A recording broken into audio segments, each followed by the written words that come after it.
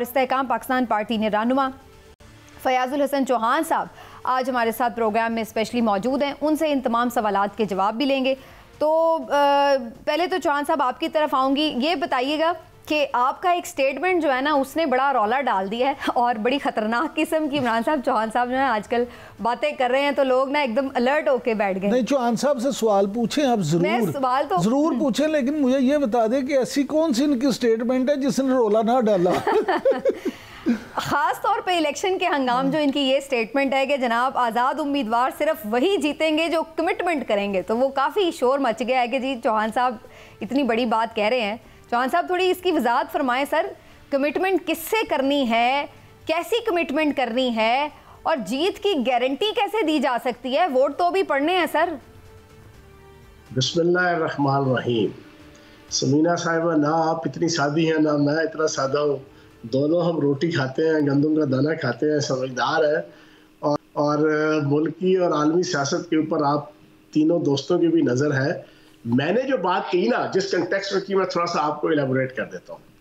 देखें, तहरीक इंसाफ के जो लोग इलेक्शन लड़ रहे हैं ना, 100 बंदा इलेक्शन लड़ रहे हैं, उसमें से 35 से 40 वो हैं जिनके ऊपर इंतहाई सवीयर किस्म के पर्चे हुए हैं आपके 9 मई के इशू के ऊपर, और आर्मी इंस्टॉलेशन वाले पर्चे हैं, GHQ वाला, जना हाउस वाला, मियाँ वाली एयरबेस वाला।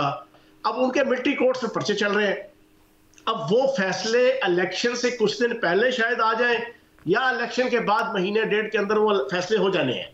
अब ऑब्वियसली उनको सजाएं होनी है, 2 साल से लेकर 10 साल 12 साल की। अब जब वो सजाएं हो जाएंगी, वो किस तरीके से, खुदा ना खास्ता अगर जीत भी जाते हैं तो क्या वो नाअहल नहीं होंगे? जब वो नाअहल होंगे तो इतना खर्चा 4, 5, 6, 10 करोड़ रुपया लगाओ, इतनी मेहनत मशक्कत करो, तो इसके लिए कि आपने 2, 4, 10, 15, 20 दिन के लिए, 30 दिन के लिए जनाब आपने नाअहल हो जाना है। पहली चीज तो ये मेरी पॉलिटिकल परसेप्शन थी जिसके कंटेक्स्ट में मैंने ये बात की। दूसरी चीज, अब मसला ये है कि ये आजाद है, इनके ऊपर 62, 63 की और फ्लोर क्रॉसिंग की कोई ऑब्लिगेशन नहीं आती। जाहिर सी बात है, जब ऑब्लिगेशन नहीं आती तो ये सारे लगे हुए हैं। कोई जहांगीर तरीन साहब, आपने पूछा कि किससे अंडरहैंड डील कर रहे हैं, कोई जहांगीर तरीन साहब से करने की कोशिश कर रहा है, कोई बिलावल जरदारी साहब से करने की कोशिश कर रहा है, कोई नवाज शरीफ साहब से करने की कोशिश कर रहा है। अच्छा। तो बात बिल्कुल ठीक है, ये मैंने आप देख लीजिएगा। आपकी बात में, दोनों बातों में फर्क है ना चौहान साहब। एक तरफ आप कह रहे हैं जो कमिटमेंट देंगे, वो कमिटमेंट में आपने नहीं समझाई कि वो कमिटमेंट किससे करनी है, जो जिसके बदले उन्हें जीत भी मिल जाएगी। आपने कहा वही जीतेंगे जो कमिटमेंट करेंगे। नवाज शरीफ साहब के साथ, कोई जहांगीर तरीन साहब के साथ, कोई बिलावल जरदारी साहब के साथ, कोई सीट एडजस्टमेंट, कोई अनडिक्लेयर्ड सीट एडजस्टमेंट, कोई अंडरहैंड पार्टी की सपोर्ट, कोई मुख्तलिफ किस्म की चीजें होती हैं, मुख्तलिफ किस्म की जनाब आपकी कमिटमेंट्स और मुख्तलिफ किस्म के जनाब अंडरहैंड डील्स होती हैं। अच्छा, एक मेरी कंटिन्यूटी है। तुम फयाजुल हसन चौहान साहब ये फरमाइएगा कि ये तो आपने बिल्कुल ठीक कहा कि इसी तरह से होता है, लेकिन अभी आपने जो फरमाया कि 2 से 10 साल सजाएं होंगी, तो क्या इस कमिटमेंट के बाद वो सजा नहीं होगी, उनका मुस्तकबिल जो है वो महफूज हो जाएगा? नहीं नहीं, मैंने ये बात कोई नहीं की। देखो, जो सवीयर पर्चों में है उन्होंने तो जो हल्की फुल्की ठक ठुक में है, कच्चे राह गाते रहे 9 मई को, और छोटे मोटे पर्चे अगर उनके ऊपर है या वगैरह वगैरह में है, उनकी तो शायद इस तरह की बचत हो जाए कि खुदा न खास्ता वो जीत जाते हैं तो जीतने के बाद चलो कोई कंप्रोमाइज वाला माहौल के बन जाए। लेकिन जो सवीयर पर्चों में है, किस तरीके से हो सकता है? आप देख रहे हैं डॉक्टर यास्मीन राशिद, मैं बार बार एग्जांपल देता हूं, डॉक्टर यास्मीन राशिद बच सकती है जी? आप मुझे ये बताएं, जिनकी वीडियो अगर आप बच गए हैं तो वो भी बच जाएंगी, कौन सी बात है? नहीं नहीं नहीं नहीं नहीं नहीं, इधर रुक जाओ समीना साहिबा, आपकी इत्तला के लिए है 9 मई वाले दिन मेरी दुश्मनी में, मेरी दोस्ती में नहीं, मेरी पुरानी उनके साथ एक जनाब खासमत है ना, मेरी दुश्मनी में 9 मई वाले दिन अपने प्रोग्राम में एग्जैक्ट 8:35 पे एक वीडियो चलाई बगैर किसी सियाको सबाब। अब वो बजायरन उन्होंने पार्टी के अंदर मेरी पोजीशन खराब करने के लिए अपनी तरफ से ये कही, लेकिन वो पंजाबी का मुहावरा कुब्बे या लत पई तो कुब्बा सीधा हो गया। आपको हो गया। और जनाब वो मेरे हक में एक गवाही पड़ गई, और ये हकीकत थी कि जब पहले 4-5 मिनट के अंदर हम निकले लियाकत बाग से, रियाल्टो चौक पे पहुंचे, जब खिलाफ पहले नारे 2-3 लगे, मैं आराम से वहां से निकला, अपनी गाड़ी में बैठ के सीधा घर, और अल्लाह पाक के करम से इसकी गवाही 1 नहीं 2 नहीं 10 नहीं 20 नहीं सैकड़ों लोग जो ना वो आपको देंगे।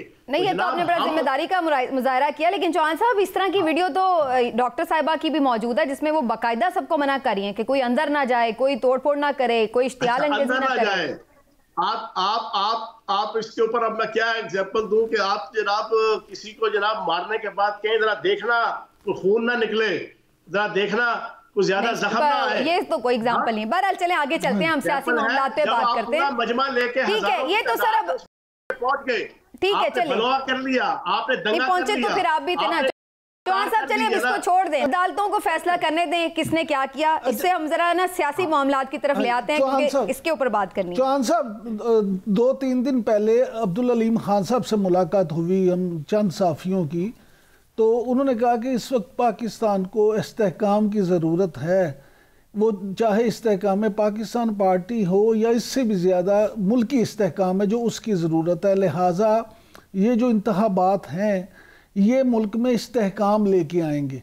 अब बहुत सारे लोगों का ये मानना है कि जिस तरह की इस वक्त सूरत हाल है, पोलराइजेशन है, शायद फिर हुकूमत जो है कोई भी एक पार्टी इस तरह की जो है अक्सरियत हासिल ना कर सके। तो क्या आप समझते हैं कि इस्तेहकाम इन इलेक्शन के बाद आएगा? अच्छा, मैं आप तसल्ली से जवाब दूंगा, मेहरबानी करके टोकिएगा ना। नहीं, आप हर जवाब तसल्ली से दें। इमरान साहब, बात यह है कि 8 फरवरी की रात को वो कुड़ खत्म हो जाएगी जो 2 साल से फितना इस पाकिस्तान के अंदर तहरीक फसाद फिल अर्ज की सूरत में जनाब जारी और सारी था, जिसने पाकिस्तान की इकोनॉमी को, सियासत को, माशरत को, तमद्दुन को, रूल ऑफ लॉ को, हर चीज को जना डिस्ट्रॉय करके रख दिया। 8 तारीख को रिजल्ट आएगा। रिजल्ट आने के बाद फिर अगर कोई ये समझता है कि फिर दोबारा जनाब वो यहाँ पर हर दिन ईद और हर रात शबरात वाला माहौल बना के वो पिछले 2 सालों वाला या पिछले 11-12 सालों वाला हर वक्त की लड़ाई झगड़ा दंगा फसाद मैना मानू वाला माहौल बनाएगा, पाकिस्तान मुतहम्मिल ही नहीं हो सकता अनरेस्ट का। पाकिस्तान मुतहम्मिल ही नहीं हो सकता का। पाकिस्तान ने नवंबर 2024 को 27 अरब डॉलर का कर्जा पे बैक करना है और पाकिस्तान का पिछले साल का टोटल रेवेन्यू जो ना 24 अरब डॉलर था। जनाबे वाला पाकिस्तान इकोनॉमिकली बिल्कुल तबाह बर्बाद हुआ है। इन हालात के अंदर अगर किसी पॉलिटिकल बिल्कुल ये हर कोई ये ख्वाहिश करता है कि अब इस्तेहकाम आए, बात आपकी ठीक है, लेकिन चौहान साहब आप इलेक्शन से क्यों दस्तबरदार हो गए? इस इस्तेहकाम में आप भी कोई अपना हिस्सा डालते, ये नून लीग की मोहब्बत में आप दस्तबरदार हो गए? नहीं, तहरीक फसाद फिल अर्ज की नफरत में जना आप सुन लीजिएगा तसल्ली से।